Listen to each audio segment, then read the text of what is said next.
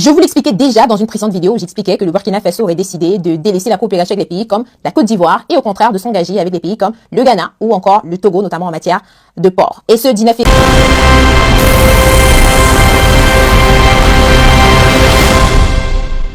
Suivez les informations en Afrique et partout dans le monde en temps réel sur la chaîne Tony. Et avant toute chose, likez, abonnez et surtout activez la cloche de notification pour ne rien louper. Aujourd'hui, je vais vous partager une nouvelle vidéo.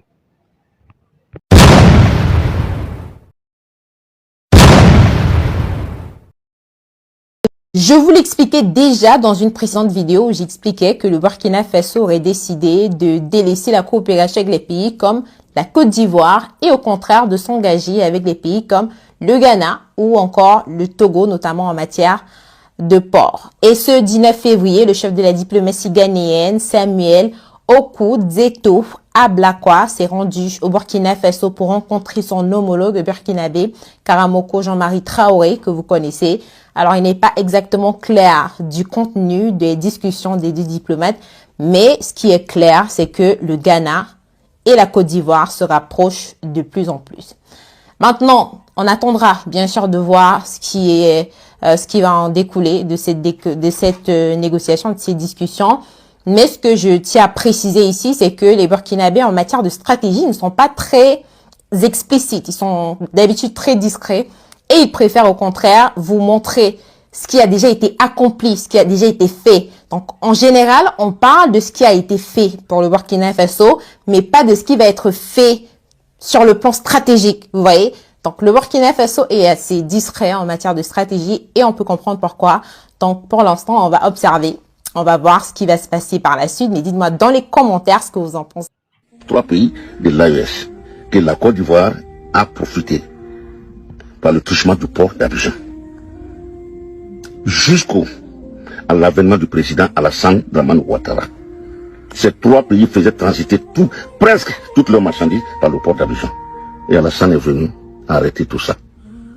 Oufoué est un visionnaire. C'est nous qui vendions du moins l'électricité au Mali et au Burkina. Mais Alassane a fait aujourd'hui que tout ça, c'est pas la peine. Le Mali n'a plus besoin de l'énergie ivoirienne. Le Burkina est en train de construire des centrales. Et aujourd'hui, l'Ivoirien est obligé de payer très cher l'électricité, ce qui n'est pas normal. Je le dis pour la jeunesse, pour que vous compreniez, nos enfants, nos petits-enfants. C'est ça Alassane. Et c'est sur Alassane qu'aujourd'hui, sincèrement, nous voulons qu'il parte. Il nous a fait trop de tort. Il nous a fait trop de malheur. Et aujourd'hui, Alassane ne veut pas voir les pays de l'AES. Alassane est contre eux par le truchement de la France pour servir le minable Macron. Et aujourd'hui, Alassane est en train de faire souffrir tous ces pays. Et vous trouvez ça normal? Je ne trouve pas ça normal. Moi, personnellement, je ne trouve pas ça normal. Je ne trouve pas ça normal. Alassane doit être reconnaissant au Mali. Quand ça n'allait pas, Alassane a envoyé ses parents, sa propre mère au Mali, son propre frère. Ses sœurs, tous étaient au Mali. Et tous ont bénéficié des largesses du site des Maliens. Et aujourd'hui, c'est ces pays-là que nous devons combattre pour rien, parce que nous devons faire plaisir à la France. Je dis non. Là, je dis non. Donc voilà, présenté d'une manière très brève la Haute-Volta futur Burkina, le Mali et le Niger, dont les présidents étaient des amis intimes. Tous les présidents qui ont étaient des présidents intimes, à des degrés, pas à Sankara, mais des présidents très intimes à Houphouët-Boigny et à la Côte d'Ivoire. Et aujourd'hui, Alassane est venu nous séparer de tous ces pays. Alassane a mis des problèmes entre nous et tous ces pays aujourd'hui.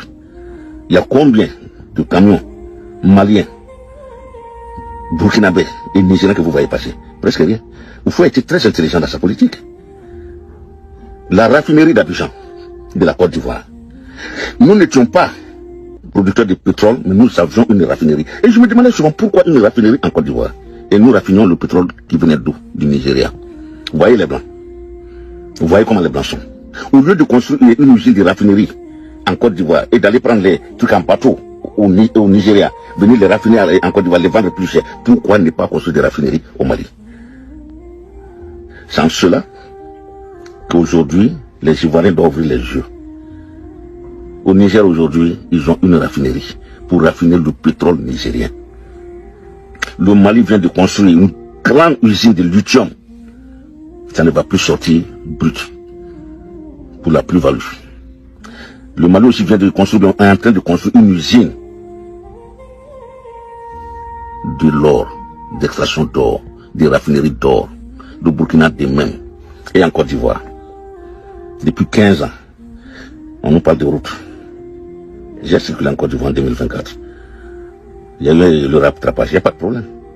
Mais il n'y a pas que les routes, il y a autre chose. Moi, ma connaissance, combien d'usines ont été inaugurées par le président Alassane Dramane Ouattara? Je n'en connais pas. Mais des usines qui ont été construites par les expatriés, ça fait légion. Les expatriés ont tout en Côte d'Ivoire, c'est pas normal. C'est pas normal. Il y a la préférence nationale. N'en déplaise, aucun Ivoirien ne peut prétendre avoir une usine au Liban, au Qatar, au Bahreïn, aucun. Quelle que soit ta fortune, tu ne peux pas imaginer. Même leur nationalité, tu ne peux pas l'avoir. Nous sommes traités plus que des chiens là-bas. Et c'est eux qui se sont accaparés de tout chez nous aujourd'hui. Je vais m'adresser aux Ivoiriens. Dans la zone de l'AES, là, il y a le terrorisme. Le terrorisme, c'est pas une guerre conventionnelle. Parce qu'il y a certains qui sont en train de s'amuser pour gonfler les muscles, pour dire que la Côte d'Ivoire... Ces pays-là sont surarmés. Allez regarder le dernier classement de Global Fire Army. Vous allez voir. Ces 3 pays font partie des 5 pays de la zone UEMOA les plus armés. La Côte d'Ivoire en 2e place. La Côte d'Ivoire, c'est 322 463 km. Et pour la première fois, le Mali a dépassé la Côte d'Ivoire. Ils sont premiers. En Côte d'Ivoire, quand il y a eu la crise en 2002, vous avez vu certains Ivoiriens aussi indexer la communauté burkinabé. Et certains partis politiques prennent parti pour la communauté burkinabé. C'est le parti qui est actuellement au pouvoir. Ce sont eux, ceux qui sont actuellement au pouvoir. Donc, de toute façon, aujourd'hui, on manipule. C'est de la manipulation, tout simplement. Vous savez, notre pays, en fait, la Côte d'Ivoire est un pays qui est quand même étrange. Quand on est d'un bord dans l'opposition, quand on est au pouvoir, par moment, on a l'impression que, voilà, on se sent plus patriote que les uns que les autres. Les gens dont vous traitez d'idiots, là, ils ne sont pas levés comme ça pour parler. Parce qu'en Côte d'Ivoire, il y a des gens, quand ils toussent, on n'aime pas la direction de leur toux. Automatiquement, on les interpelle. Mais ces gens-là, ils font la pluie le beau temps. Ils ont fait 2 communiqués en 3 jours. Est-ce que vous avez vu qu'on les a interpellés? C'est ce qu'on dit, là. On les a pas interpellés. Alors, pourtant, on est dans un état de droit. Le procureur martèle ici que quand on agit de façon indirecte, ou quand on tient des propos même qui appellent à la haine, automatiquement, on se fait interpeller. Ou bien ces personnes ont un parapluie de protection. C'est de l'hypocrisie. Il faut qu'on soit franc. En Côte d'Ivoire, on est hypocrite. En fait, ceux-là, ce sont les gens qui sont en fait qui ont certainement l'assentiment des gens qui gouvernent en Côte d'Ivoire. C'est tout. Il faut arrêter. C'est ce qu'ils appellent la propagande. Parce qu'en Côte d'Ivoire, quand on tient des propos qui ne vont même pas dans le sens de l'État, c'est-à-dire tout ce qui concerne la Côte d'Ivoire, M. Ouattara et tout son système, on dit soit on est populiste, on est putschiste, ou on est propagandiste. C'est la propagande, c'est tout. Mais c'est qu'aujourd'hui, on est dans un contexte qui est différent des années passées.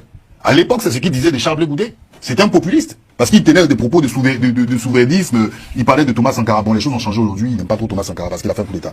Mais à l'époque, quand on parlait de souveraineté, on parlait du peuple noir, de se lever et tout, on disait Charles Blé Goudé était le populiste, le propagandiste. Donc c'est la même histoire. Pour revenir sur un point qui est important, on nous parle d'influence. Monsieur Nick Checker était hier à Bamako. Monsieur Nick Checker, allez regarder qui est Nick Checker. Nick Checker, c'est américain. Voilà, américain, secrétaire d'État. Il travaille au niveau du secrétaire d'État des Affaires étrangères pour aller renouer des liens avec Bamako. Eh oui. D'accord? Quand on parle de guerre d'influence, moi franchement, je ne sais pas ce qu'on appelle une guerre d'influence. Aujourd'hui, on est dans un système qui est en décrépitude. C'est-à-dire, le système français est complètement en train, d'accord, de s'effondrer. Et c'est pas nous qui le disons. Une fois, il y a des confrères comme Antoine Glaser, tout le monde le dit, tout le monde le reconnaît. Aujourd'hui, les seuls bastions, le seul pilier, je l'ai dit ici quand je parlais de M. Yves Tréa, on dit Yves Tréa n'est pas ivoirien.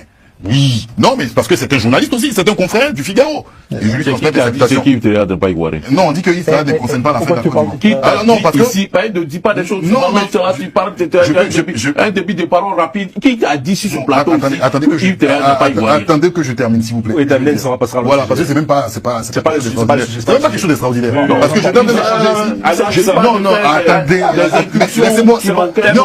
Non, mais laissez-moi. Non, il y a rien de malhonnête. C'est pas honnête. Qui a dit sur ce plateau que Yves Tréa n'est pas ivoirien? Je peux répondre. Je peux répondre. Je sais poser la question. Alors, j'ai relevé le nom de M. Yves Tréa ici lors d'un débat, d'accord, pendant le débat présidentiel, où je disais que M. Yves Tréa, directeur du Figaro, qui a intervenu sur une chaîne télé, qui disait que si la France perd la Côte d'Ivoire, et vous, Monsieur le Président, vous avez dit, on ne parle pas de M. Yves Tréa ici, il n'y a pas d'influence sur la Côte d'Ivoire. Donc, je reviens pour dire. Non. Si, non. Mais je vais terminer. Je vais terminer. C'est dangereux ce qu'il fait. C'est dangereux. Dites-nous, vous avez dit quoi sur ça? Vous avez dit quoi? Il a posé la réflexion de Yves Tréa comme la réflexion. Ce que Yves Tréa a dit, ce qu'il a dit là, c'est ça qui est la vérité. On peut pas aller au-delà. Voilà ce que j'ai dit. J'ai dit, ok, il traite à parler. Magister Dixit. Taisons-nous.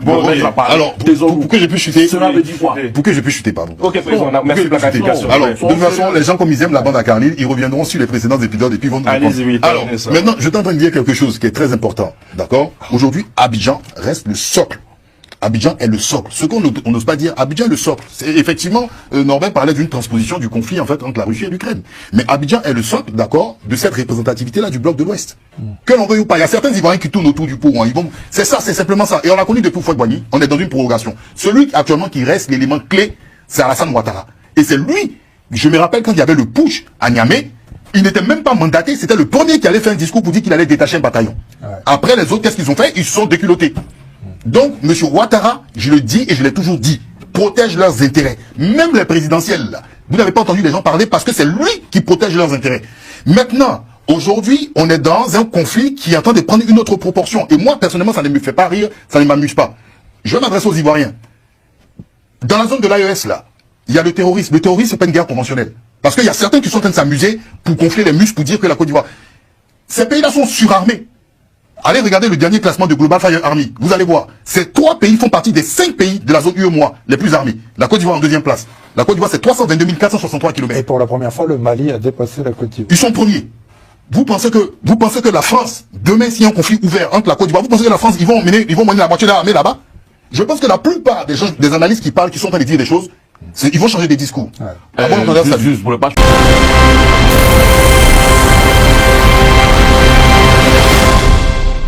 Ok, je pense que nous sommes arrivés à la fin de notre vidéo. C'était votre gars Tony. Et surtout, essayez de liker et d'abonnez-vous. Et n'oubliez pas d'activer la cloche de notification pour ne rien louper de nouvelles vidéos à venir. On est ensemble. Ciao.